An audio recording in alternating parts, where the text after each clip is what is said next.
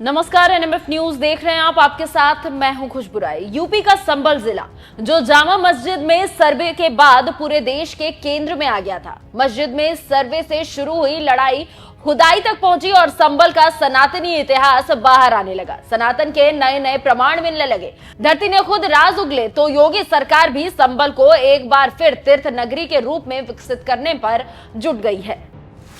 पहले मंदिर, फिर बावली और प्राचीन सिक्के। संभल की धरती में सनातन के कितने सबूत। अब 24 कोसी परिक्रमा मार्ग का होगा विकास। धार्मिक और सांस्कृतिक विरासत को संजोने की कवायद तेज।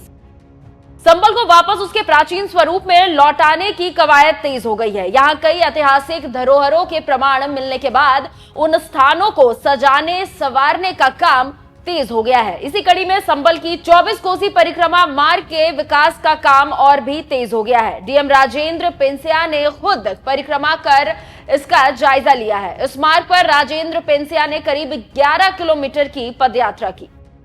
संभल के वंश गोपाल तीर्थ से शुरू हुई परिक्रमा। एसपी के विश्नोई और अधिकारी रहे मौजूद। गाड़ियों को रास्ते में छोड़ अधिकारियों ने की पैदल परिक्रमा।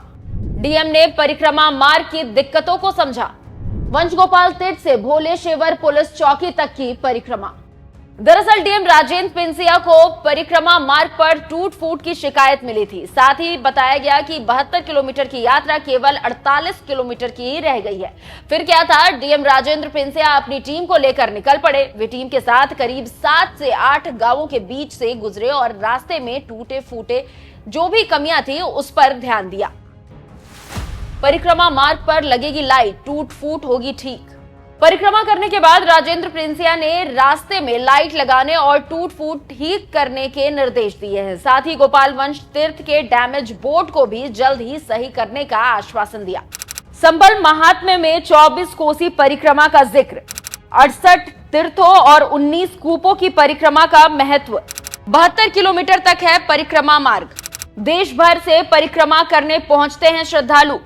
वंश गोपाल तीर्थ से शुरू होती है परिक्रमा।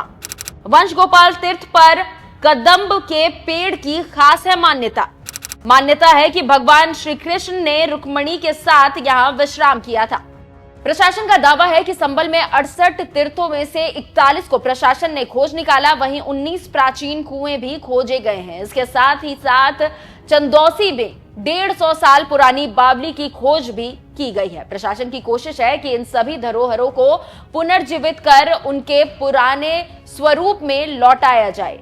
इन्हें संवार कर सजाकर संभल में टूरिज्म के द्वार भी खोल दिए जाएंगे। एक एक कर यहां संभल महात्म्य के वर्णित तीर्थ स्थानों की खोज तेजी से पूरी हो रही है। ऐसे में संभल की वास्तविक तस्वीर सामने आने लगी है जो दर्शाती है कि यह सनातनी आस्था और सांस्कृतिक धरोहरों की नगरी रही है। यहाँ मिले महात्माओं महर्षियों के आश्रम भी साबित करते हैं कि संभल हिंदुओं का महातीर्थ रहा है। खैर, इस पूरी रिपोर्ट पर आपका क्या कुछ कहना है, कमेंट कर जरूर बताइएगा। नमस्कार।